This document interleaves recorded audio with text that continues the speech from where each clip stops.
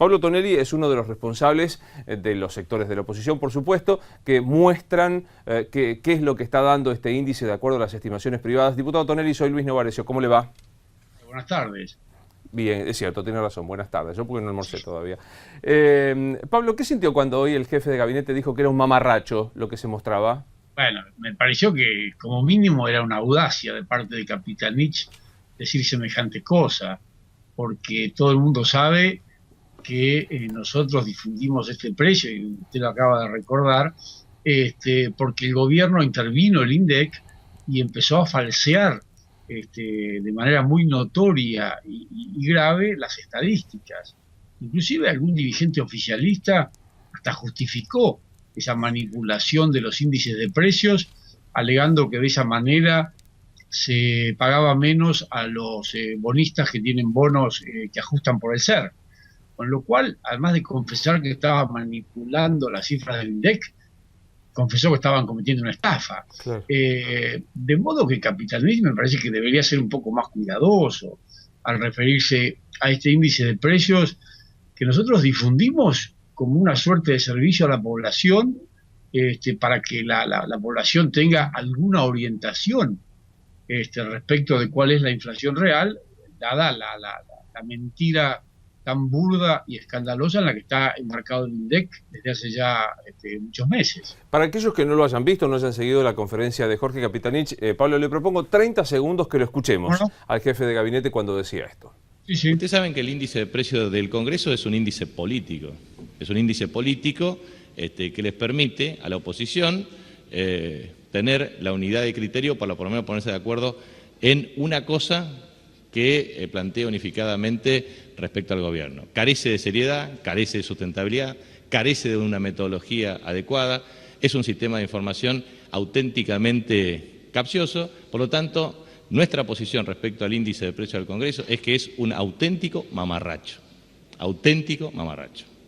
y que, en definitiva, es una herramienta que la oposición usa solamente para criticar. Respecto al tema de Fundación Madre de Plaza de Mayo, le puedo asegurar lo siguiente. La Auditoría General de la Nación, en manos de la oposición, es una herramienta de oposición política. ¿Qué hace la Auditoría General de la Nación? Informes absolutamente inconsistentes, carentes de lógica, sentido y rigurosidad, con el objeto de atacar al gobierno. Si yo tuviera que definir la gestualidad suya, Pablo, mientras iba la nota, creo que era todo un editorial. Mire, es exactamente al revés. El que es político es el índice del INDEC, que, insisto, todos sabemos que lo manipulan para hacernos creer que la inflación es menor de la que realmente es. Tal es así que inclusive el índice que nosotros difundimos está elaborado por las mismas consultoras económicas que hacían sus propios cálculos en el pasado y que fueron sancionadas por Moreno, y entonces para evitar esa censura que a ellos, que a ellas se les impuso, nosotros, que tenemos garantizada nuestra libertad de expresión por la Constitución, desde el mismo momento que se intervino el INDEC, difundimos este índice. Pero además, para corroborar que el índice es serio, no hay más que compararlo con el índice que dan a conocer los institutos de estadística y censo provinciales, que aún trabajan de manera adecuada, y con fundamentos científicos, y el propio índice que elabora también desde hace un tiempo el Instituto de Estadística y Censos de la Ciudad de Buenos Aires. Las cifras son coincidentes entre el índice que difundimos nosotros, que no lo elaboramos nosotros, lo elaboran consultoras económicas, y los que elaboran los otros institutos de estadística y censos. Sí, aparte es interesante decir esto, yo lo decía en la introducción cuando hablábamos con usted, diputado, ¿no? Primero, ayer hubo como un ensalzamiento de un economista que ahora está asesorando a Daniel Scioli, claro, que es Miguel Bain. Digo, Bain, pobre, recibió una multa, no efectiva, pero una multa de 500.000 pesos porque decía lo del INDEC no es verdad. Y digo, es uno de los que prepara este mismo índice. Claro, claro. Y pensando también en esto de la cosa política o no política, primero a mí no me asusta que sea una manifestación política, pero hay que hacerlo a través de los diputados para evitar estas sanciones que se imponían desde la Secretaría de Comercio. No es que a ustedes les gusta hacerlo todos los días, había como una suerte de protección a la libertad de expresión de los economistas. Claro, pero además una cosa es que nosotros, como parte de nuestra actividad política, que sin dudas lo es, difundamos el índice de precios, que elaboran las consultoras privadas, y otra cosa es que nosotros dibujemos ese índice o que lo dibujen las consultoras. El índice es un índice serio, elaborado científicamente. Tan es así que si uno repasa en el pasado, antes de la intervención del INDEC, se podrá advertir que el índice que elaboraban las consultoras coincidía con el del INDEC. A veces había diferencias de 1 décima, 2 décimas, pero el índice coincidía con el INDEC. Ahora, cuando el INDEC fue intervenido y se empezó a manipular el índice de precios, claro, aparecieron las diferencias y entonces empezó nuestra tarea, que consideramos necesaria, para que la gente, la población en general, sepa cuál es la inflación verdadera. Claro.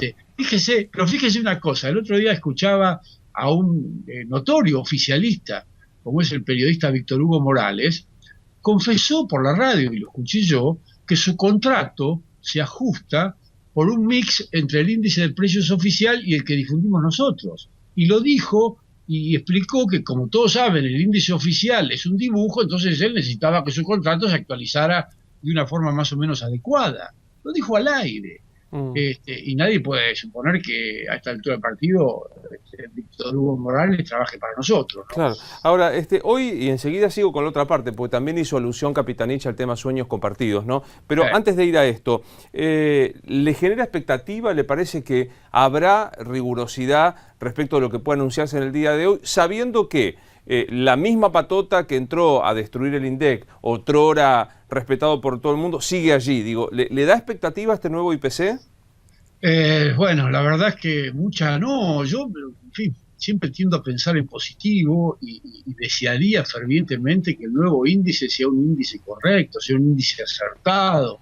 Las estadísticas son muy importantes para el país, para la actividad productiva, en fin, para todas las decisiones que el gobierno y los privados tienen que tomar, y es muy importante que ese nuevo índice sea correcto. De todas maneras, vamos a tener que esperar no 1, sino varios meses y ver cómo se va desenvolviendo la serie para poder dar una opinión acerca de si ese índice es correcto o no. Inclusive yo preveo desde el Vamos que seguramente va a tener algunas diferencias con ese que nosotros difundimos, porque el que nosotros difundimos abarca exclusivamente a la capital y al Gran Buenos Aires. Claro. Como era antes el del INDEC. Y este nuevo índice del INDEC es un índice nacional. Y a veces eso difiere.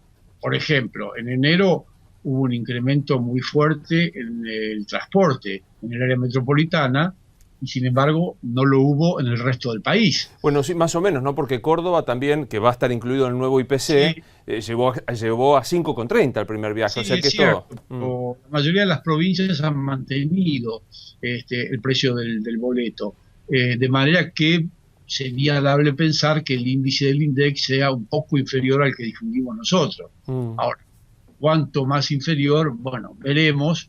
Y sobre todo habrá que ver en los próximos meses cómo evoluciona para saber si es veraz o no. Yo deseo fervientemente que sea un índice verdadero y que devuelva la confianza en las estadísticas del país, que están mucho más allá de cualquier gobierno.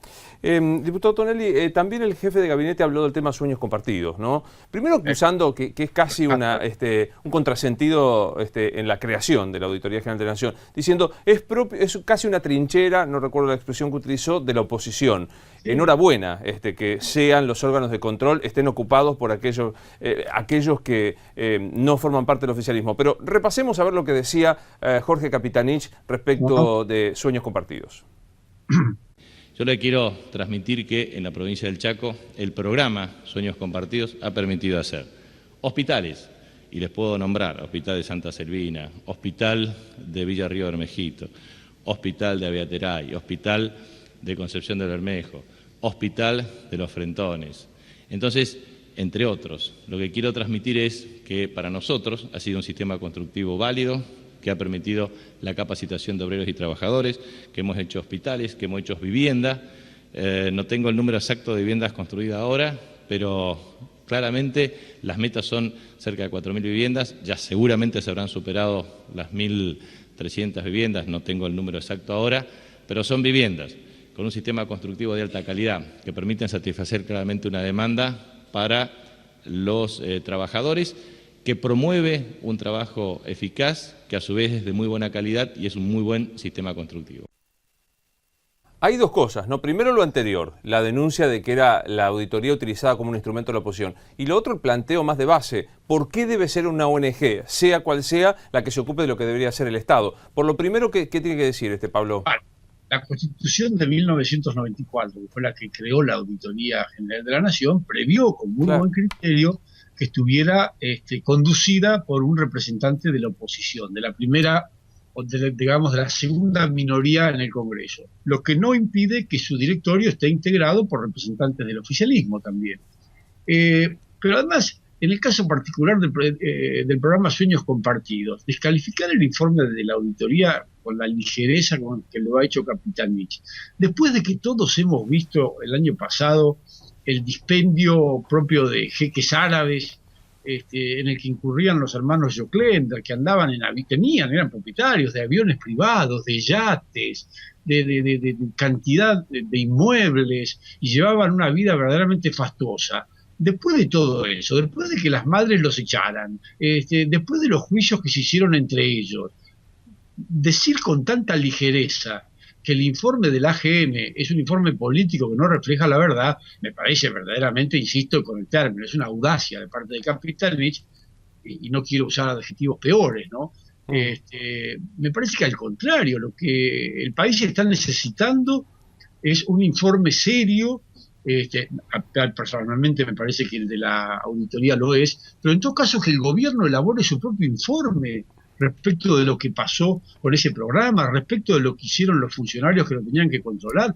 ¿Qué es eso que está en el informe de que hay 200 y pico mil pesos en cheques pagados directamente a funcionarios del gobierno? ¿Por qué no explica eso, Capitanich, entre otras lindezas que hay para explicar del informe? Sí, totalmente. Aparte, como usted lo dice, hoy mismo, Ebe Bonafini dijo que tuvimos que pagar las deudas de las estafas que hicieron los hermanos Joclender. O sea, hubo una estafa. Después veremos de quién es la responsabilidad penal o a quién habrá que repetirle los fondos. Pero evidentemente hubo una confesión de una de las partes involucradas. Y yo sigo pensando lo mismo. Si bien creo en las descentralizaciones, creo en los trabajos de las ONG, ¿por qué una organización nacida nada menos que para la defensa de los derechos humanos debe ocupar el lugar del Estado en el rol de la construcción de viviendas, digamos que no había demostrado una tradición, una pericia en este tema, ¿no? Es una intermediación innecesaria. Claro. Además, no nos olvidemos, hay una ley de viviendas en Argentina que es muy vieja, que es muy añeja, que tiene muchos años, que es la ley por la cual se crearon los institutos de vivienda en cada una de las provincias y en la ciudad de Buenos Aires.